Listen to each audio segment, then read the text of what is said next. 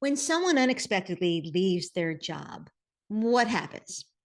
Well, in the past, it might have been a little bumpy for a few people for a little while, but eventually that role would get filled and life would move on. But today, something different's happening. With over 47 million people, according to the Bureau of Labor Statistics, who have left their job in the past year in the US alone, and with about 10 million people, according to LinkedIn, who are searching for new opportunities right now, a departure, an unexpected departure, creates a hole. It creates a hole that's harder to fill and often is not being filled. And those holes create ripples, and not just in the organization, but into our communities.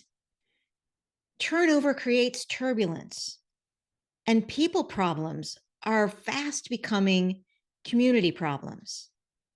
If you've ever tried to have someone come to your house to repair something and the wait is longer than it ever has been, that's a people problem. If you've ever tried to get into a doctor's office, or God forbid, you're at the emergency room and the wait is unbearable, that's a people problem. My name's Darcy Eichenberg, and I propose that the idea we want to share on a TEDx stage is why we need to develop more leaders people don't leave. Leaders people don't leave are the key to creating less disruption, to creating more continuity, and in the end, creating more secure, happy, and healthy companies, communities, and hopefully our world. Leaders are the key, and yet oftentimes they don't have the tools to know how to help people stay. Well, I've been working with several companies, and we've developed what we call the stay strategies.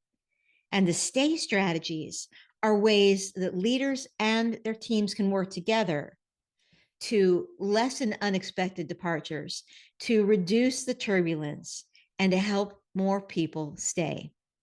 I would love to talk about the stay strategies and about how leaders who people don't leave are the type of leaders that we need going forward in our community. That's the future we want to write. Thanks for listening.